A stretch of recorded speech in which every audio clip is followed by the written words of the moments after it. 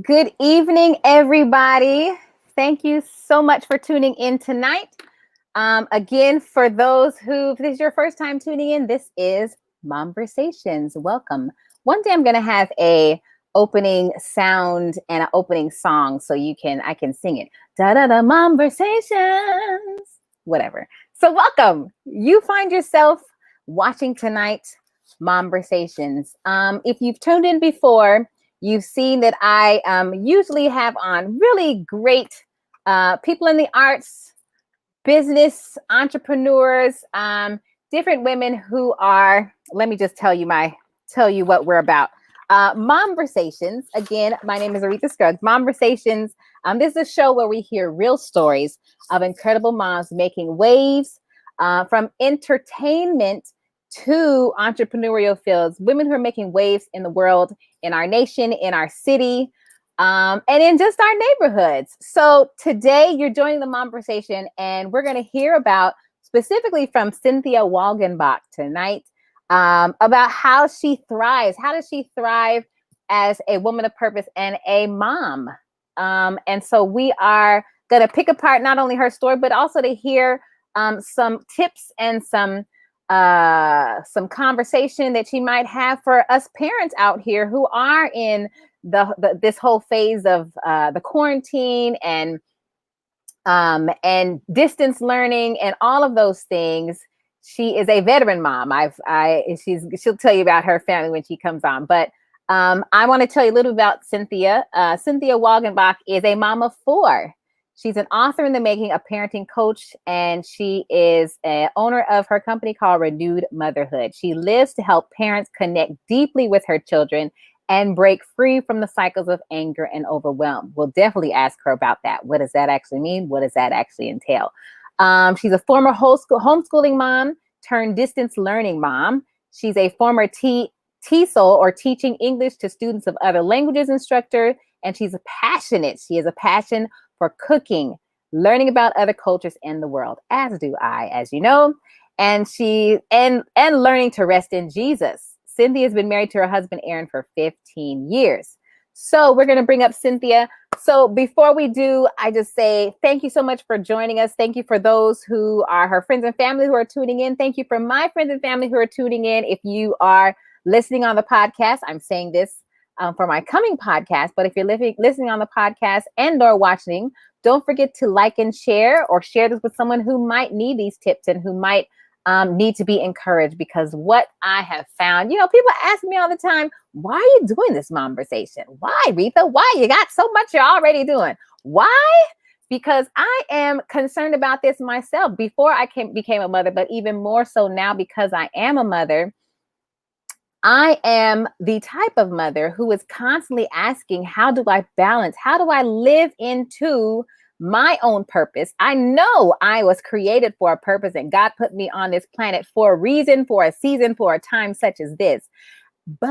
And I am also a mother to a budding 4-year-old that I plan to raise to impact the world. So how do I hold both of those in my hand, as well as the responsibility of, my household chores, my daily household things, my finances, all of those things. So this is why I hold the conversation, because I'm curious, but I also know that there's a lot of moms out there, whatever field you're in, whether you're in entertainment or entrepreneur, whatever field that you're in, you can also be inspired. Maybe you hear something that Cynthia might say tonight, or you heard something from Josie last night, or last week, that might inspire you or encourage you, or she might say the exact words that you've been saying while you're sitting in your room crying or frustrated or overwhelmed or whatever. So that is why I hold these, because there's every other woman. I don't know what the percentage of women who are mothers, but it's a large percentage. And we need encouragement on a daily, hourly, whatever basis. So this is why I hold Mom-Versations. So whether you're a father, whether you are a single mother, whether you are a married mother, whether you are a mother who has an empty nest now, hopefully these are conversations that you are inspired to continue to live in purpose, to find out and ask, what is my why? What am I doing with my life? And how can I continue to pour into my children and to raise them for the next to be the part of the next generation that God is leading. So that's why I hold Mom-Versations. So without further ado, I'm going to bring on my guest for today. Please give it up for Cynthia Walgenbach. Hello. Thank you for having me, Aretha. Hello, Cynthia. Hi, I've got some people already on here. Hello, Jamila. Thank you for watching. Thank you, Deanna, for watching. Yes, welcome, Cynthia. Thank you for being a part of Mom-Versations. How are you doing tonight? I'm doing well. I made it here, so that's half of it, right? Yes, yes. You must know more than me. She's got 4 times my one. How do you do it all? And here for my interview. I don't do it all as part of it, but yes, it's great to have a supportive partner to do it with. So, and a supportive community. So that's a big part of it. Yes, for all of that. Well, why don't you take some time to introduce yourself to my audience? Who is Cynthia Walgenbach? When did you become a parenting coach? How did you tell us? Well, we'll stick with the who are you first? Okay. I am a woman who motherhood has defined me. I did not know that going into marriage, I did not know that I wanted to be a mom. I thought, can I do this? I understood it was an enormous responsibility. And then I felt like God just said, would you be open to it? And I was like, okay, Lord, so there's some lessons here, and it's been a lessons and blessings. So that's how I approach motherhood. And then just seeing the radical shift in my own life, and going, okay, I don't want to parent in this kind of way I was parented. And so decided to change things up. So that's how I became a parent coach. Okay. Well, tell us, rewind. Where are you from, Cynthia? Where are you from? Where were you raised? Give us a little background information on you. Yes, I am Los Angeles born and raised. Okay. What part of Los Angeles? I grew up in Wilmington, which is in between Long Beach and San Pedro. Okay. Wilmington. I've heard of Wilmington. I think I've driven through. Yeah. Nice. Okay, so Wilmington, Los Angeles bred. There's very few of us. Well, actually, I wasn't California bred, but not Los Angeles. But there's very few. Most everybody is from somewhere else. Yes. Especially Los Angeles bred. That's very rare. Yes. Yeah. What high school did you go to? I went to Banning High. So we were known for our football and our band director. Basketball. Yes, I played Banning and they were good. In basketball. We played them in basketball. Very cool. Okay. So you said you before becoming a stay-at-home mom, were you a stay-at-home mom? And yes, were you a stay-at-home mom? You said in your bio that you were for a little bit a TESOL instructor. Can you tell us a little bit about what that is? Yes. And how you got into that? Mm-hmm. I went to Cal State LA and I got my master's to teach TESOL, to teach English as a second language or as a foreign language. And when I was finishing up my program, I became pregnant and I had my son. So I remember doing my comprehensive exams, and at that time I did not let anyone watch my son. And I was called my pastor's wife and I was like, can you please watch him? I need to bust this out. I need a pass. I've invested a lot of time in this. Yes. So yeah, I did that. And then what I did is I would just kind of teach in the summers for international students. So I taught at UCLA Extension and I taught at University of the West, which is a Buddhist university, when they would have students come over from Taiwan during the summer. Very cool. Very cool. All right. And how'd you parlay that into parenting coaching? Well, there was a big gap. So I did that.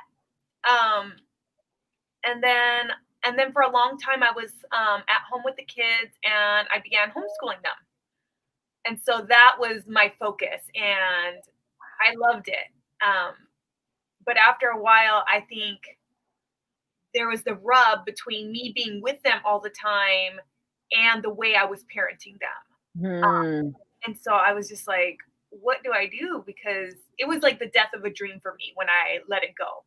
Wow. Did not want to let it go.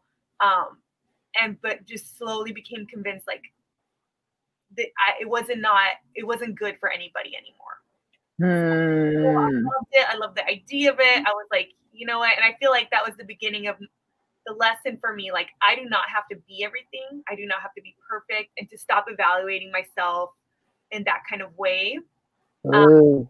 so then the kids went to, so now my three oldest go to public school, which has been great. And now they're back home for distance learning. So All I'm right. like, You're I back. quit homeschooling. What happened? Cause that's right. Tell us about your family, cause you just had one. Yes, yes. Well, yeah, he's a year this month. So I have my oldest is 12, and then I have an almost 10-year-old, and then I have a 7-year-old daughter, and then I have my baby. So 3 boys and a girl. Wow. Yeah. What was that like? So you had a huge gap between the last one and hello, here comes baby 4. Yes, yes.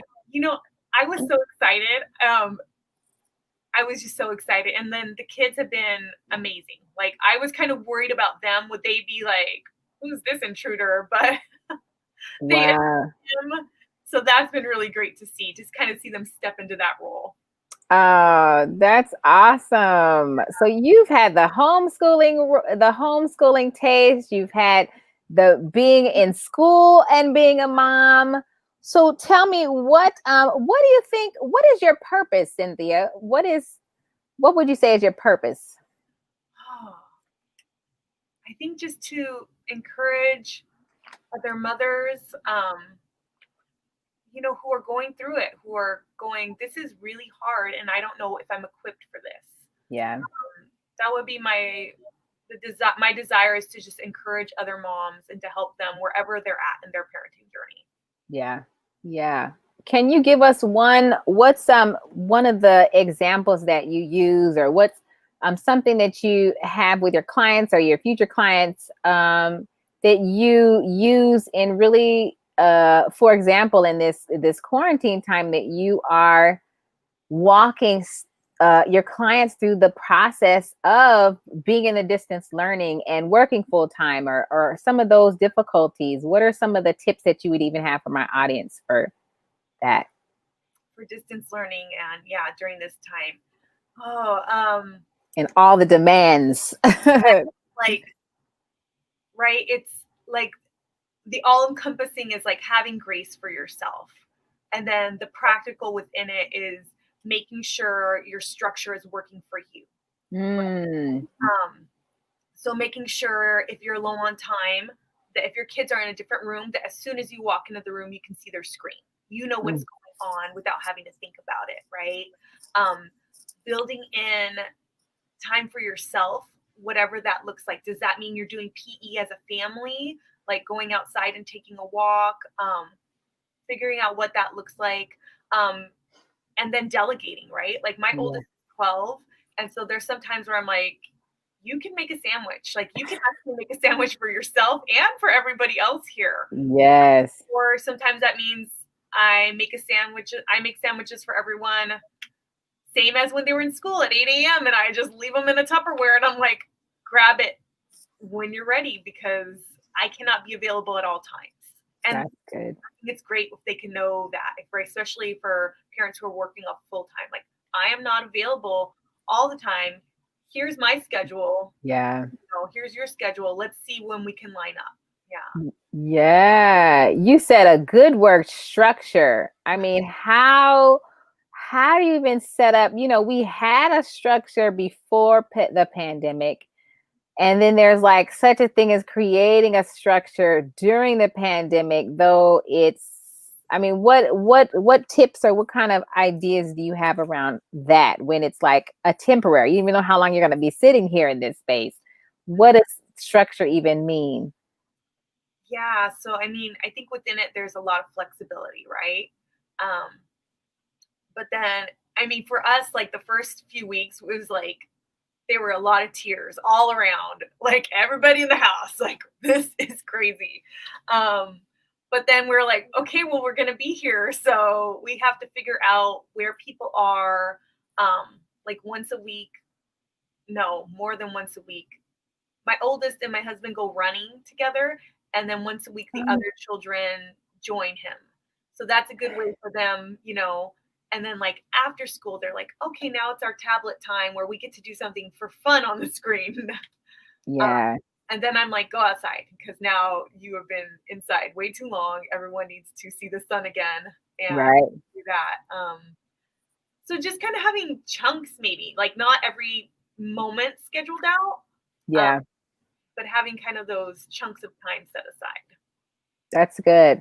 Yes, yes. The structure, the chunks, all of that. That's great, great tips. I mean, I thought of something even, I don't have that extra hand, but you as a married woman, how do you, for my audience, how are you even bringing together that partner time, but then also family time? And then how do you find that structure? Or how do you even bring in that family time with having so much time together? How do you keep from the overwhelm? Even going back to your bio, how do you bypass that feeling of overwhelm with even with a partner in your home?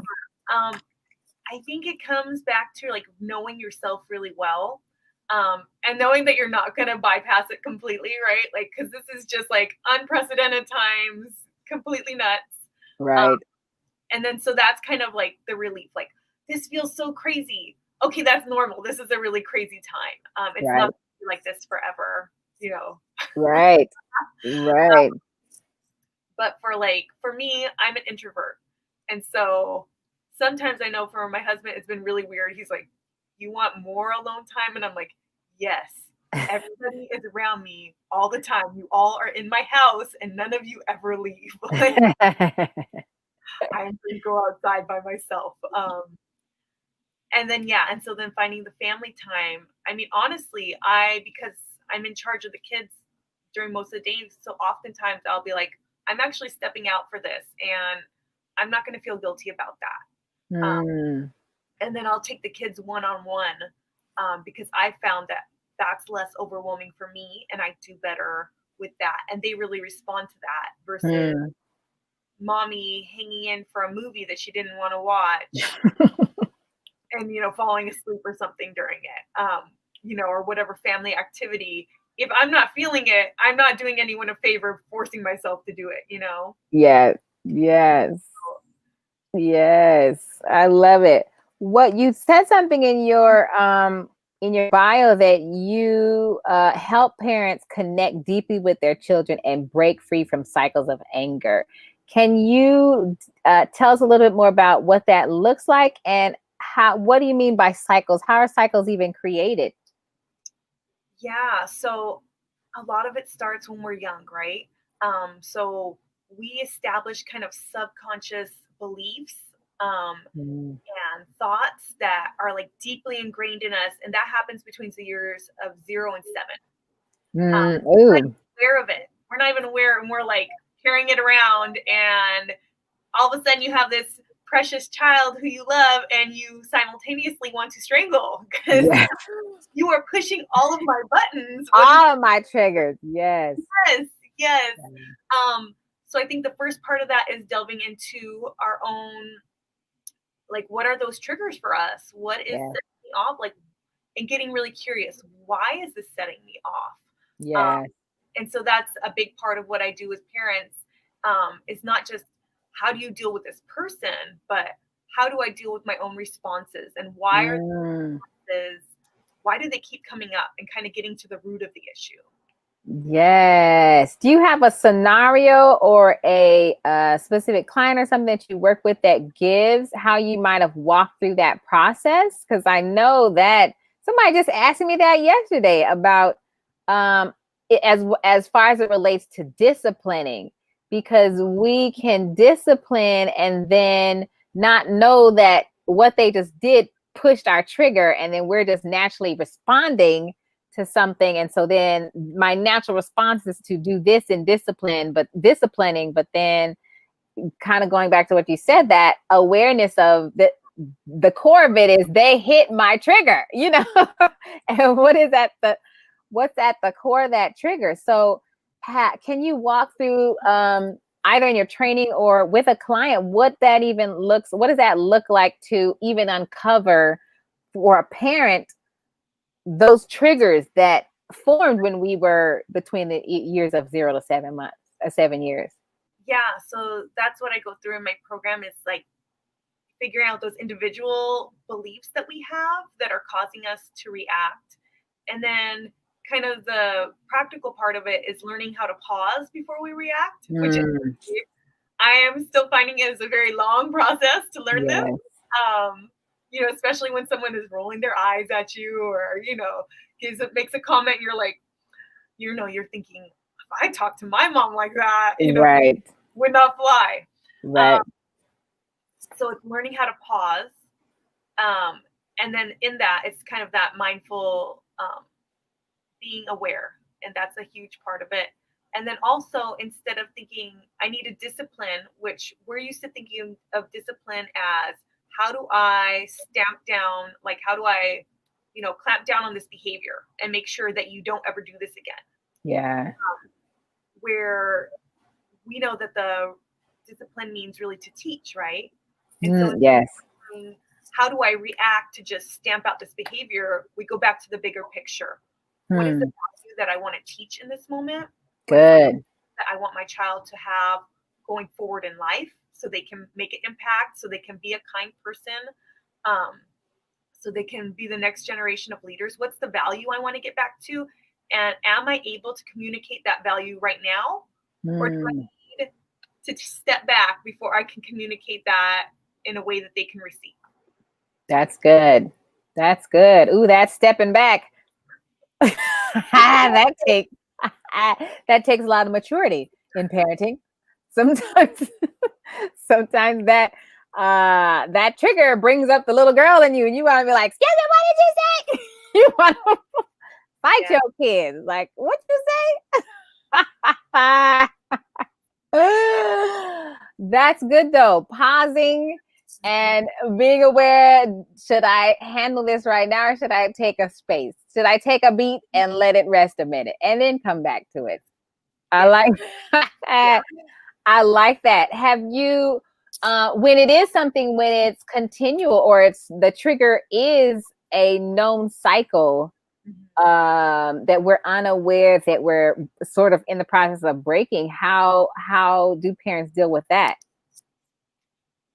Yeah, so I think, being aware of it, and then there's like the mindful tools of like deep breathing, journaling. I do meditation sometimes, prayer journal, anything where you're drawing your awareness to it, because that awareness allows you to go with your rational mind, kind of steps in and goes, wait a minute, like something's happening here. This cycle, like, but when you're unaware of it, then you just go into it and you can't even see it, you can't even like, oh wait, I'm doing this again, or oh wait, this isn't about this child.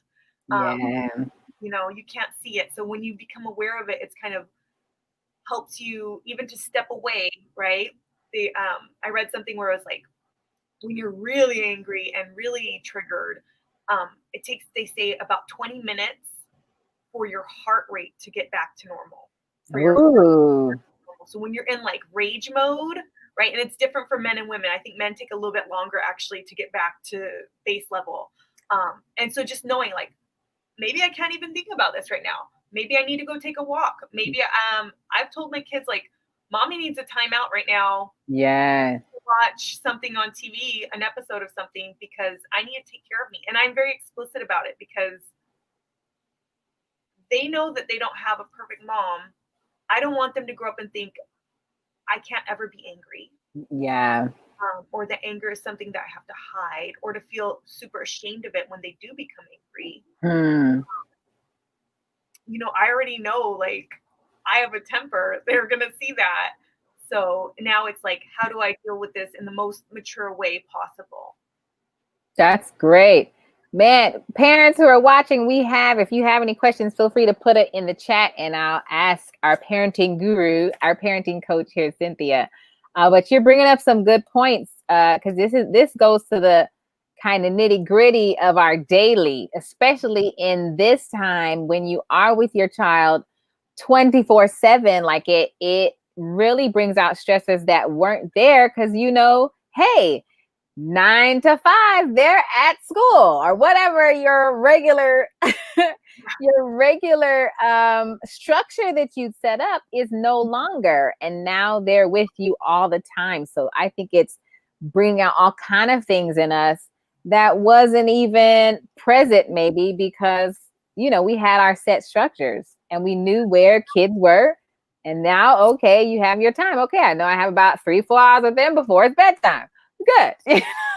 But now those things are no longer present at all. So what is it like, even for my audience who has multiple children, you have 4, how are you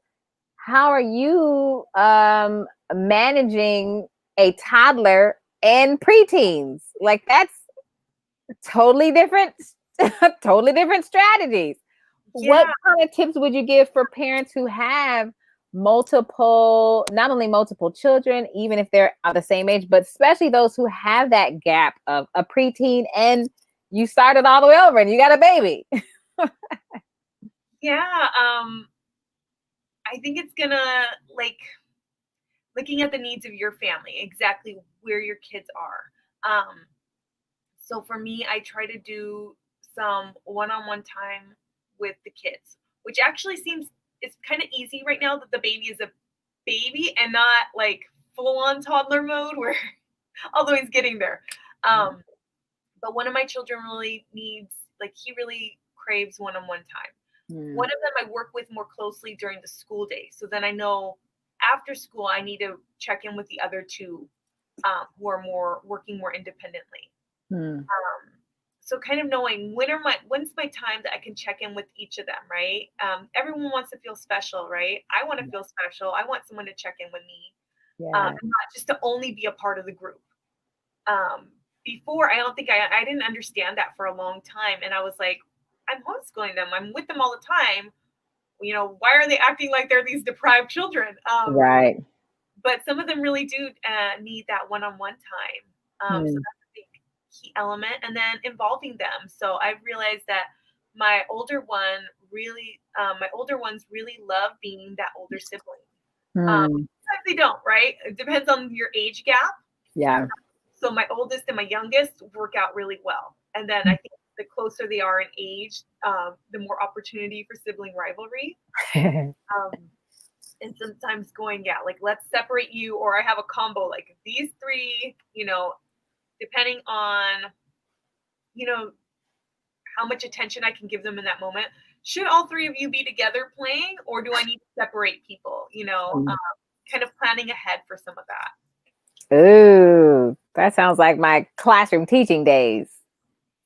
You 3 need, no, you can't sit with him. Excuse me. No, you go over there. Sometimes, yeah. Yeah. So much energy, right? Mom has to manage. Yes. I know if I just throw them all in a room, something, right? Or knowing when to intervene, right? Like, I always joke that there's that moment where you can hear them laughing, but you can hear that they're about to cry. Like, it goes from like, yes. Mommy. Yes. Yeah.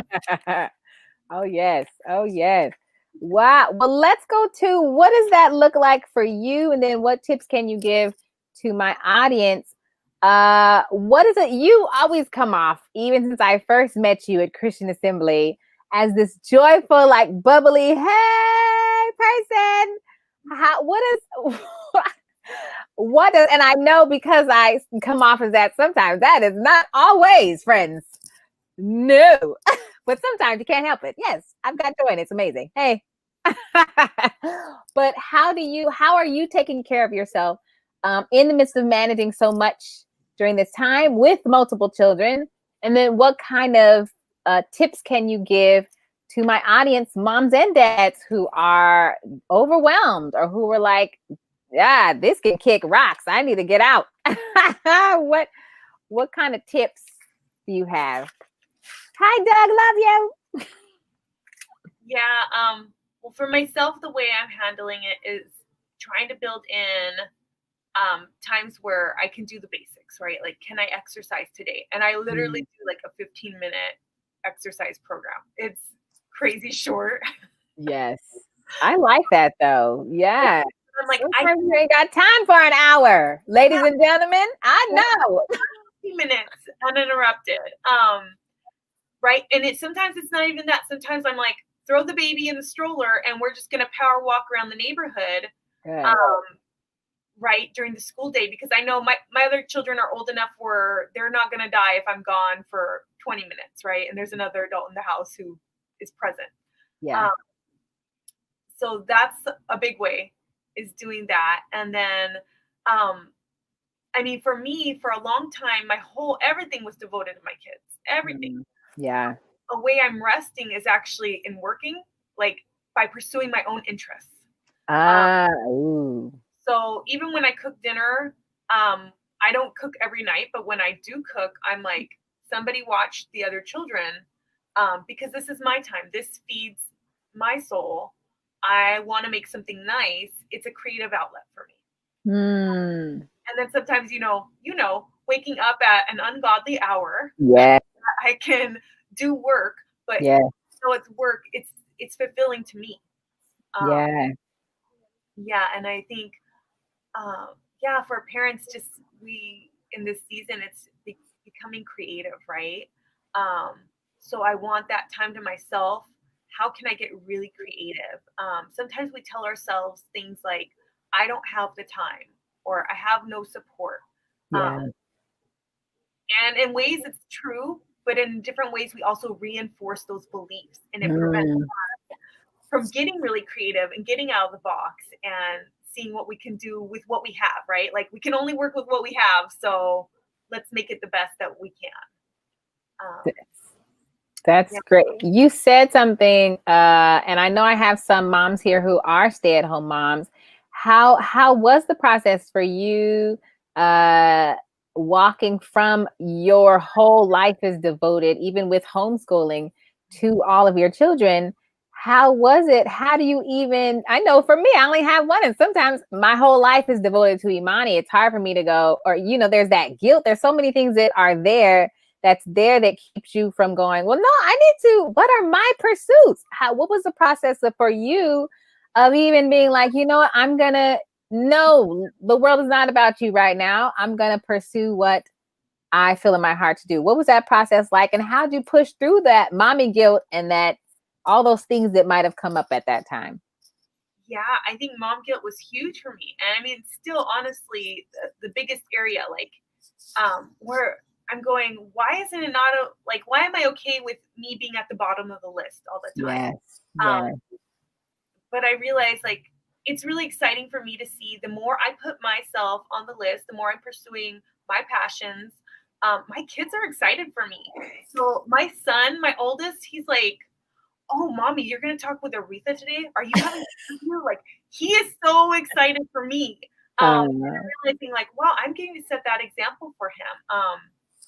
He knows that I love him. He knows that I'm there for him, but he had not seen me go after something outside of the home.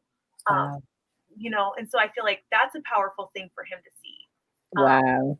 That's exciting. And Yeah. then just realizing what that brings my family, right? Like, when I'm living in my purpose, I'm showing my kids, like, you can do this too. And I think that's a huge motivator for me. I love it. And I'm so much happier. They tell me, they're like, "Mommy, they joke because after I went through my program of parent coaching, and I went through it as a client, and then I went through it as the coach.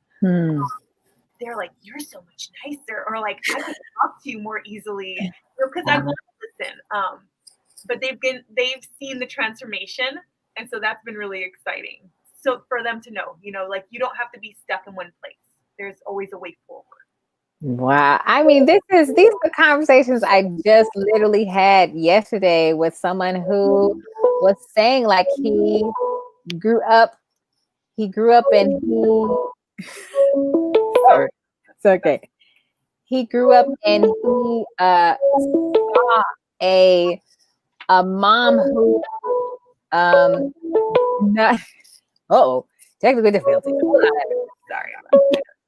Okay. There we go. All right.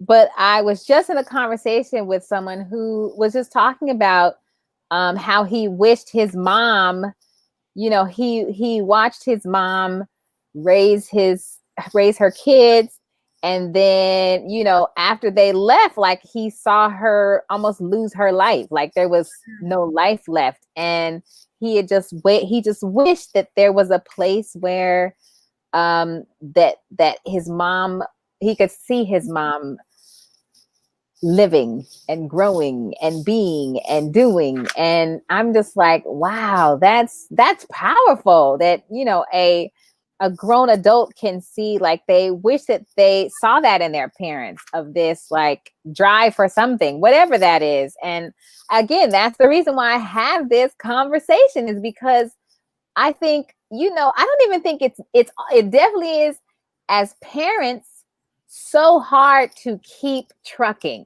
When you have so many responsibilities, it's so easy to be like, I'm tired, I'm going to bed.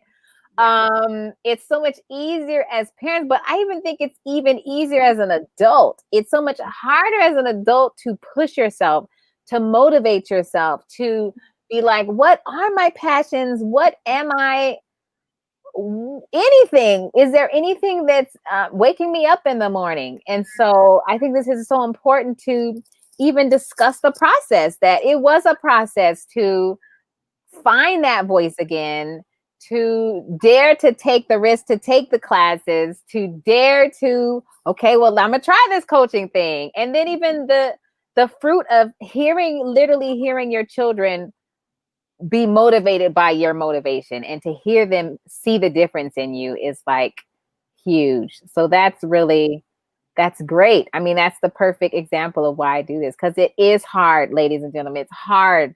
Audience, it is hard to keep being like, okay, I have an idea, but I don't want to do it, or I don't have the in me to do it. And you just do it. You let it sit there for years and just don't do whatever it is.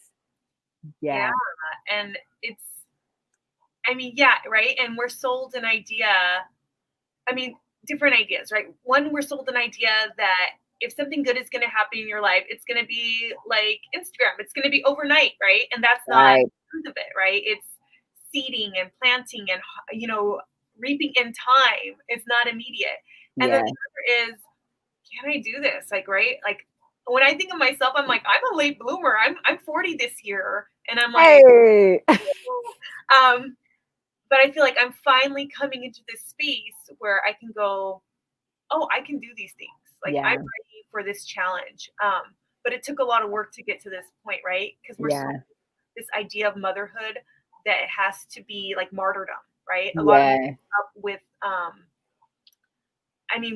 whether, in families where the mom was at home and families where the mom worked, there was an idea of martyrdom. Like, I will do everything, even if it means I become resentful, even if it means I become embittered, even if it means that I'm really, really depressed because I don't have anything outside the home. Yeah. But we're told, well, I guess that's just how it should be. That's just how it is. That's what you're supposed to do. Yeah. It doesn't have to be that way. So I would love to see us just shatter those beliefs. Shatter those beliefs, break those cycles, because that is generation. That's goes back of what is a woman supposed to be doing? What does she have to? What is supposed to? And I just happen to believe there's more. I could do those and dot. Yes, it's not easy, but it's just what is. It'll have to just be. I love it. Wow. You brought up some really just great talking points and great things that I think will inspire my audience who do get a chance to listen, because I've got so many different people who listen, men, women, stay-at-home moms, entrepreneurs, singers, all kind of people in entertainment. So what do you feel is how has your faith informed your journeyhood of motherhood and purpose? Completely. I mean, I think I don't know how I would do it without the Lord. I mean, honestly, I um, because I know what I was like before. I Mm, know that without Him, I would be caught in cycles of shame and anger, and how that just is so cyclical. Um, mm, but I'm like, for years I was like, oh, He can, out of my weakness, He can do something great. Like mm, I'm, you know, whatever bottom rung, He could do something. And now I'm like, okay, He can use my story. yeah. He can use everything I've been through, you know, whatnot, family of origin, whatnot. He can use all of that for a greater purpose. And I feel like that's when I wanted to become a parent coach. When I heard about it, I'm like, oh my gosh, this is amazing, because I want to do something of meaning. And when my daughter went to school, I really was like, okay, Lord, people were asking me, are you going to go back to work? And it was really hard because I was like, I prayed on it and I felt like the Lord was just like, nope. Like the ideas I had little ideas for a little part-time job. Um, but finally I was like, I still feel called to full-time motherhood. Mm, And then this came along and I was like, oh, I can do this. I can still be present. I can still pick them up from school and do this and help people. And so that was really exciting. very cool. Very cool. What is the greatest lesson you're learning right now in this season? Um, to accept myself, all of me, to be me fully. Yeah. Warts and Beautiful. all, I can accept it. Yeah. And yeah. Period. Warts and all. I'm me. That's what happens when you turn 40. It's Almost. exciting. Yeah. On the brink of 40, you like, listen, this is me. Leave me alone. Leave me alone. No, there's still space to work on those cycles and break those cycles. There's still space. Man, well, how do you, even in talking about going into another decade, how do you, and do you have any tips for parents or even just people who are not heading in there? How do you authentically maintain your sense of self and the strength of your voice? Mm. I think it's practice, Mm. right? So eliminating, not maybe not eliminating, but seriously considering every time you use the word should. I should do this. I should be doing this. I should have done that. What's behind that should? Is that Ooh. your value or is that somebody else's? Ooh. And then, yeah, and then breaking free of that, of feeling guilty for taking care of yourself. Um, Mm. how can I be my most authentic self? Right? If each of us were made completely are unique, right? We always get the snowflake example. Then I'm supposed to be unique. I'm supposed to have a voice that's different. I'm supposed to offer a different perspective, and we can learn from each other's different perspectives. I don't have to sound or be exactly like someone else. Mm. That's good. That's good. Be your snowflake self. Be a snowflake. What's your snowflake? Your shape, your all the little intricate details of it. All right, we're coming towards the end of our interview, and I always end my interviews with these questions. In looking towards the future, if you met one of your children later in life, say in their 20s, 30s, what would you want them to know about you and about your journey?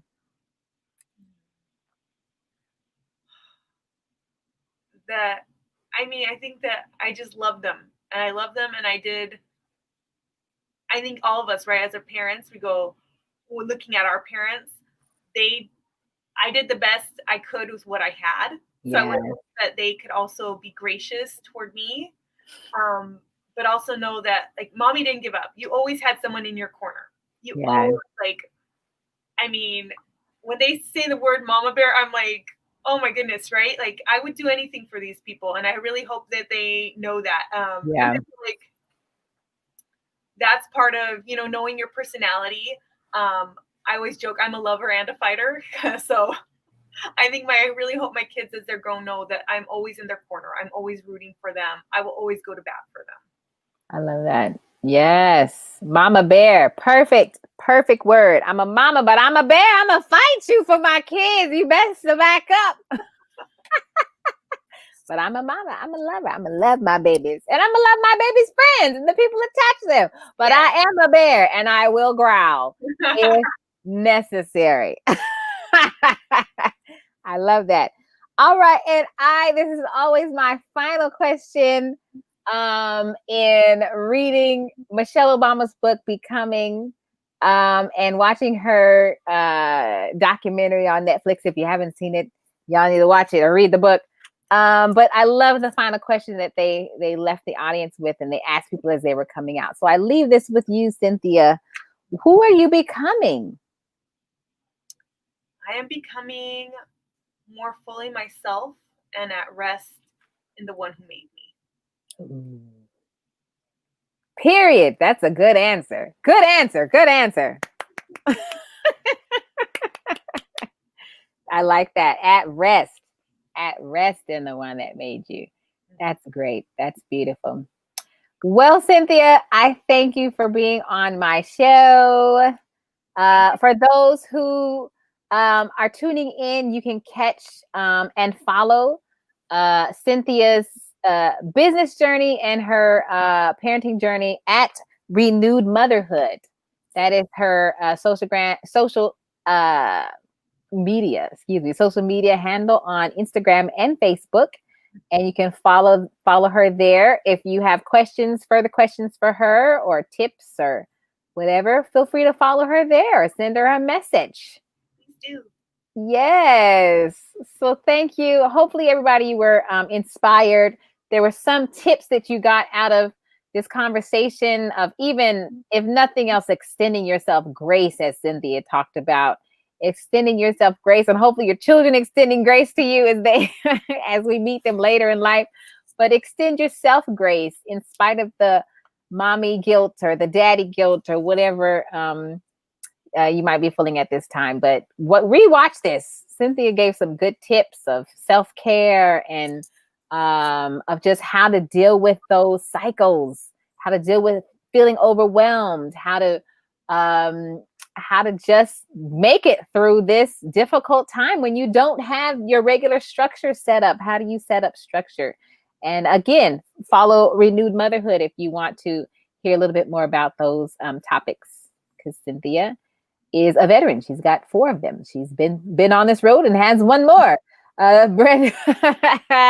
So she can give you her tips on all the different stages that she went through with her own 4. So thank you, everybody, again, for tuning in. Thank you, Cynthia, for being a part of my conversation, my Mom-Versation.